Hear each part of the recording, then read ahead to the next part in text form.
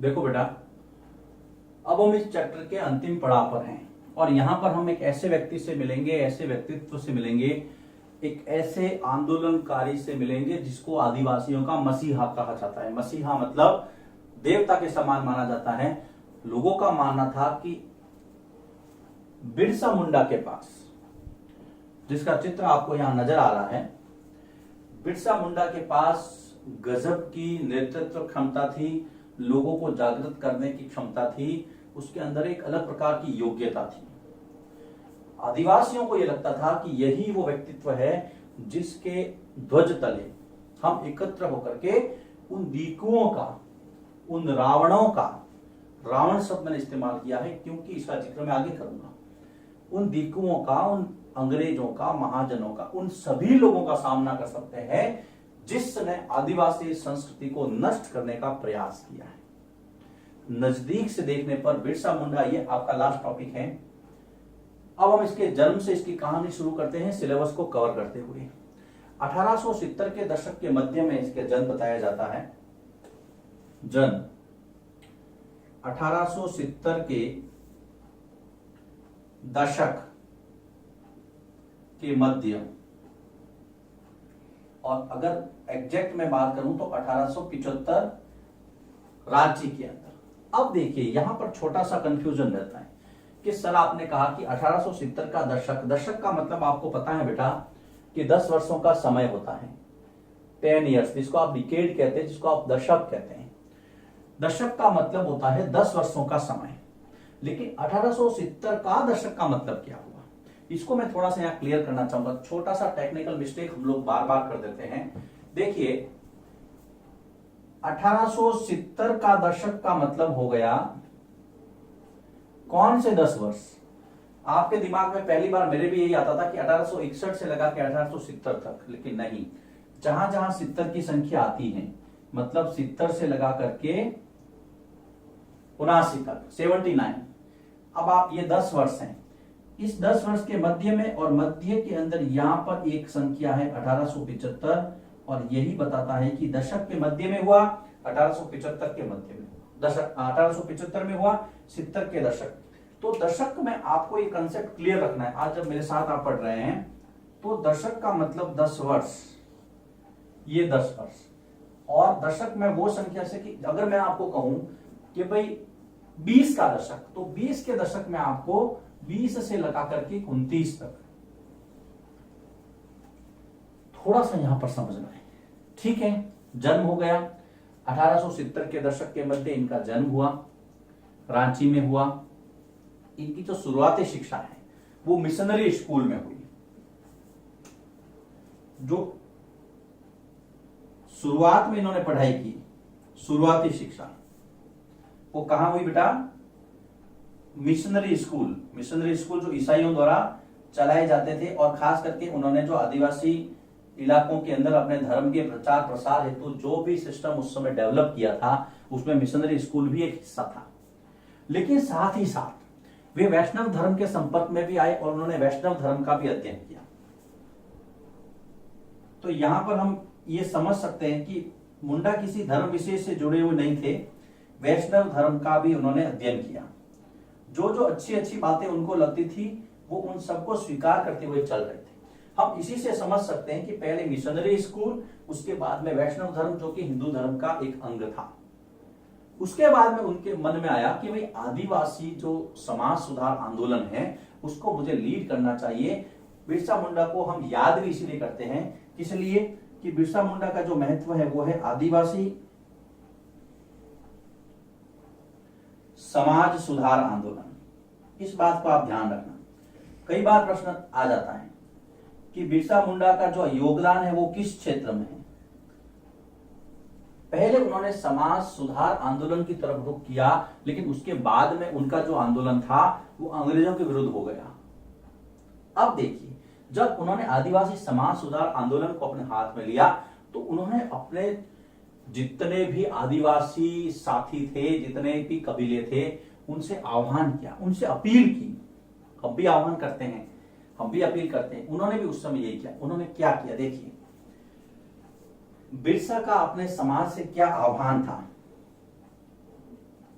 ये प्रश्न आता है कई बार। बिरसा का आदिवासियों से आह्वान, क्या आह्वान क्या था, आह्वान उन्होंने क्या अपील की थी, इस चीज को आप हमेशा ध्यान रखेंगे, नोट भी करेंगे साथ साथ में। सबसे पहले उन्होंने कहा कि आप लोग शराब पीना छोड़ दें। देखिए मैं पॉइंट वाइज चल रहा हूं। इन्होंने कहा कि भाई आप लोग क्या करो, शराब पीना छोड़ो। कौन? आदिवासी शराब पीते होंगे उस वक्त। कहा कि सबसे पहले ये काम बंद करो। उसके बाद में दूसरा साफ सफाई। देखिए आज भी हम लोग स्वच्छ भारत, गंदगी मुक्त भारत की बात करते हैं। ये कंसेप्ट उस समय बिरसा जी के मन में था। कितना मतलब एक ब्रॉड विजन था। उन्होंने कहा कि गांवों को साफ रखे आप, स्वच्छता, जहां स्वच्छता है वही प्रभुता है। यहां कहा कि गांवों को आप साफ रखें। देखिए बहुत छोटी छोटी बातें हैं लेकिन बहुत महत्वपूर्ण है और एग्जाम में आपको ये सारी चीजें मदद करेगी। साथ ही बिरसा मुंडा को समझने में भी आपको हेल्प करेगी। उसके बाद में कहा कि अंधविश्वास के लिए हमारे जीवन में कोई जगह नहीं होनी चाहिए।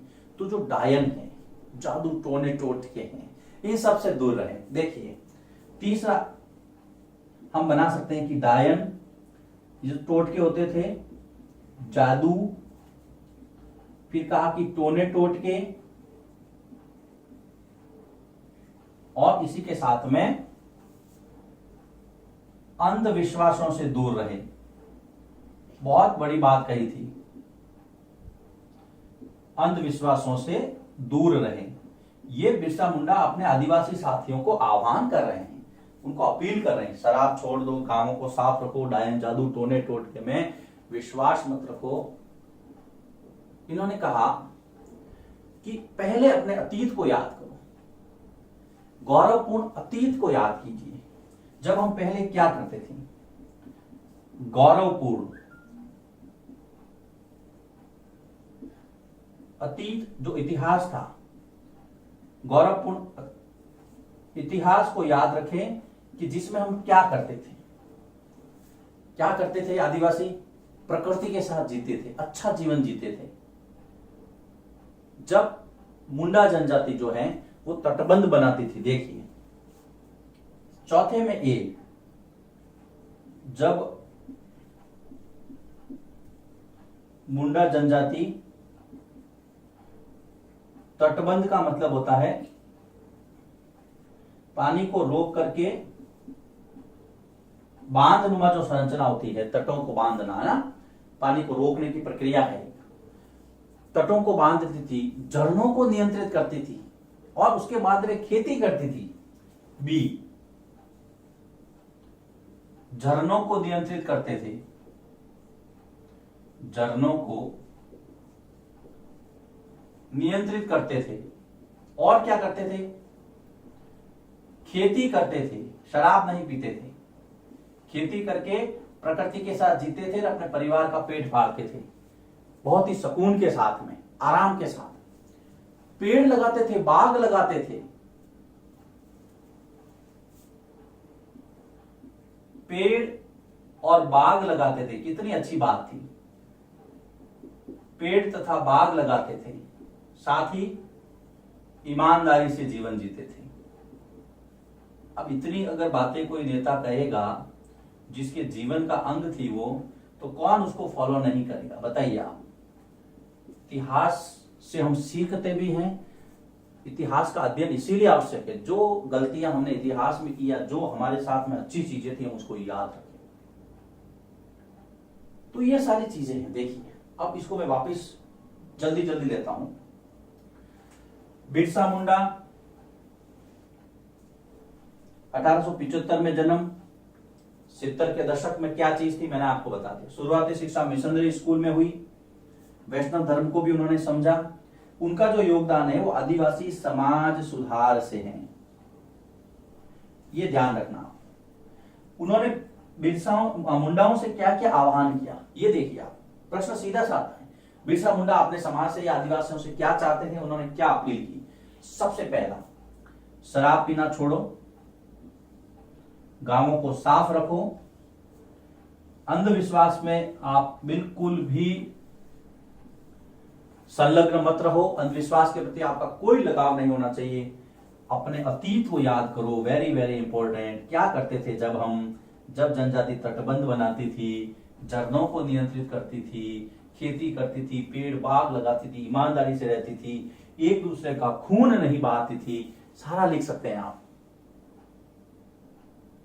यह है बिरसा मुंडा का आह्वान, बिरसा मुंडा का छोटा सा इंट्रोडक्शन, परिचय। लिखिए इसको। मैं मुंडा के आंदोलन को अगली स्लाइड में, अगले बोर्ड वर्क में आगे बढ़ाता हूं।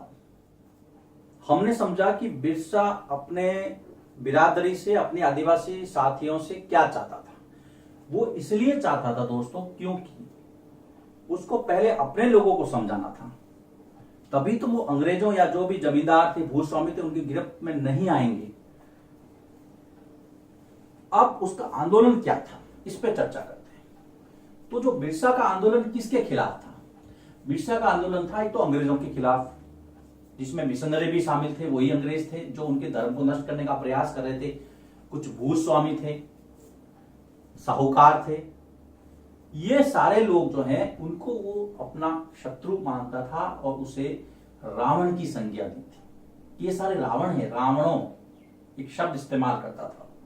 देखते हैं बिरसा का आंदोलन। बिरसा का आंदोलन किसके खिलाफ था और क्यों था, इस चीज को थोड़ा सा आप समझिए दो पंक्तियों में। बिरसा का आंदोलन एक तो अंग्रेजों के खिलाफ था, जिसको आप अंग्रेज, जो अंग्रेजी सरकार थी, जिन्होंने वनों के अंदर से आदिवासियों को बाहर निकालने का प्रयास किया था। उसके बाद में जो मिशनरी लोग थे, उन्होंने इनके संस्थाओं को, आदिवासियों के धर्म को नष्ट करने का प्रयास किया था, उनकी परंपराओं को नष्ट करने का प्रयास किया, उनको रास्ते से भटकाने का काम किया था। उसके बाद में कुछ भूस्वामी थे जो उनकी जमीन छीन रहे थे, उनके खिलाफ था। फिर कुछ साहूकार थे जो उनको कर्जा देते थे और उनके भोलेपन का फायदा उठाते थे। ये सारे, जो कुछ बिचौलिए भी थे जो उनसे पैसे ऐंठते थे, उनको फायदा ज्यादा नहीं होने देते थे। तो बिरसा का आंदोलन किस किस के खिलाफ था? अंग्रेजी सरकार, मिशनरी, भूस्वामी, साहूकार, बिचौलियों के खिलाफ था। क्यों था? क्योंकि बिरसा यह मानता था कि ये सारे लोग, ये सभी लोग मुंडा जीवन शैली को नष्ट कर रहे हैं, आदिवासियों का शोषण कर रहे हैं। ये लाइन आपको बकायदा याद रखनी पड़ेगी। ये सभी मतलब जिनके भी मैंने नाम आपको गिनाए हैं, कौन कौन से, वापिस देखिए। चाहे वो अंग्रेजी सरकार हो, चाहे वो मिशनरी हो, चाहे वो भूस्वामी हो, चाहे साहूकार हो, चाहे बिचौलिए हो, ये सारे के सारे जो हैं, वो बिरसा ये मानता था कि ये सभी क्या कर रहे हैं? मुंडा जीवन शैली, जो परंपरागत उनका जो लाइफ स्टाइल है, मुंडा जीवन शैली को नष्ट कर आदिवासियों का शोषण कर रहे हैं। आदिवासियों का शोषण कर रहे हैं, ये बिरसा का मानना। बिरसा ने पहले अपने लोगों से आह्वान किया, उसके बाद में उन लोगों को पहचाना जो उनके खिलाफ थे, जो आदिवासियों को जीवन जीने नहीं दे रहे थे। तो यहां पर दो कीवर्ड है, देखिए, मुंडा जीवन शैली को नष्ट कर रहे थे और आदिवासियों का शोषण कर रहे थे, इसलिए इसने इसके खिलाफ मोर्चा खोला। अब हम आगे चलते हैं, उसका उद्देश्य क्या था? बिरसा का उद्देश्य था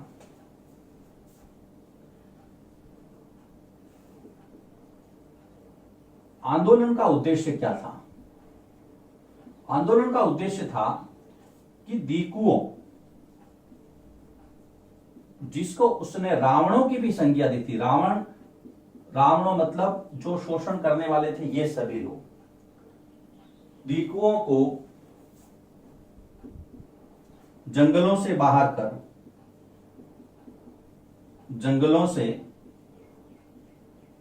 कर क्या करना था? फिर से पुनः मुंडा राज स्थापित करना था। ये सारी चीजें मैं आपको इसलिए बता रहा हूं क्योंकि यही प्रश्न बन के आपके सामने आएगी कि बिरसा के आंदोलन का उद्देश्य क्या था, बिरसा किसके खिलाफ था, क्यों खिलाफ था। छोटी छोटी बातें हैं लेकिन हमने इसको पूरा सीक्वेंस में ले आए हैं, आपको कहीं भी कंफ्यूजन नहीं रहेगा। आंदोलन का उद्देश्य हो गया, क्यों किया, किसके खिलाफ किया, आंदोलन का महत्व क्या था। जब बिरसा ने आंदोलन किया, इतनी बड़ी लड़ाई लड़ी, उसका महत्व क्या था। तो यहां पर देखिए, आंदोलन के महत्व को हम दो बिंदुओं के अंदर समेट सकते हैं। बिरसा के आंदोलन का महत्व आदिवासियों के लिए भी और भारत की जनता के लिए भी, और उस हर व्यक्ति के लिए जिसका शोषण हुआ था।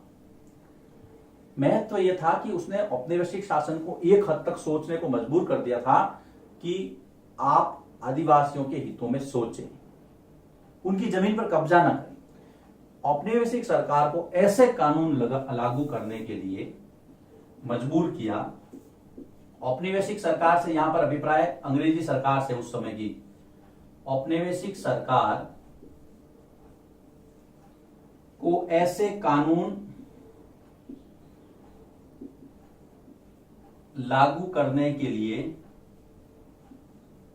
ऐसे कानून लागू करने के लिए मजबूर किया। कौन से कानून? जो आदिवासियों के हित में थे, जिसके जरिए दिक्कू लोग आदिवासियों की जमीन पर आसानी से कब्जा न कर सके, या जो आदिवासियों को उनकी जमीन का हक दिला सके। दोनों एक ही बात है। आप ऐसे भी लिख सकते हैं कि जो दिक्कू या जो बाहरी लोग थे वो आदिवासियों की जमीन पे कब्जा ना कर सके, या फिर ये भी जो लाइन मैंने लिखी है कि आदिवासियों को उनकी जमीन का हक दिला सके। इस आंदोलन ने अंग्रेजी सरकार को मजबूर किया। दूसरा, एक बार फिर इस आंदोलन ने बता दिया कि आदिवासी, चाहे वे पढ़े लिखे नहीं थे, लेकिन उनकी जो एकता थी वो औपनिवेशिक शासन का विरोध कर सकती है, अन्याय का विरोध कर सकती है। आंदोलन ने एक बार फिर यह बताया है ना कि आदिवासी अंग्रेजों तथा अन्य बाहरी ताकतों के अन्याय का विरोध करने में सक्षम है। ये बात इसने बता दी, इस आंदोलन ने बताई। सक्षम लिखा है मैंने, सक्षम है। बिरसा मुंडा का आंदोलन दो चीजों में इंपॉर्टेंट था। किस किस चीजों में? एक तो उसने ऐसे कानून लागू करवाए औपनिवेशिक सरकार से जिससे आदिवासियों का अपनी जमीन पे हक बना रहे, उनको कोई बाहर नहीं निकाल दे। दूसरा था कि आदिवासी उन लोगों के खिलाफ लड़ने में सक्षम है कि जो उनके ऊपर अन्याय करेंगे, चाहे वो अंग्रेज हो चाहे और भी कोई ताकत हो। अब बिरसा मुंडा ने लोगों को इकट्ठा किया, अंग्रेजों के खिलाफ अपनी लड़ाई में शामिल किया, लेकिन 1895 में बिरसा मुंडा को गिरफ्तार कर लिया गया। ज्यादा दिन तक वो जेल में नहीं रहे। 1897 में उनको वापस रिहा कर दिया गया, लेकिन उसके बाद में उनका जीवन रेखा बहुत कम बचा था। 3 साल के अंदर उनकी मृत्यु हो गई। 1900 ईस्वी में इस दुनिया को छोड़ के वो चले गए, लेकिन आदिवासियों के मन में और उस हर शख्स के मन में आज भी मौजूद है जो अन्याय के खिलाफ अपनी आवाज बुलंद करता है। कुछ फैक्ट लिख लेते हैं। 1895 में बिरसा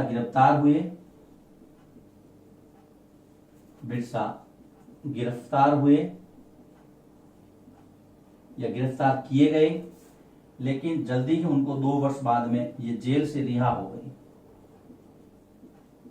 जेल से रिहा हुए, लेकिन 1900 ईस्वी में इन्होंने परलोक सिधारे, मतलब इनकी मृत्यु हो गई।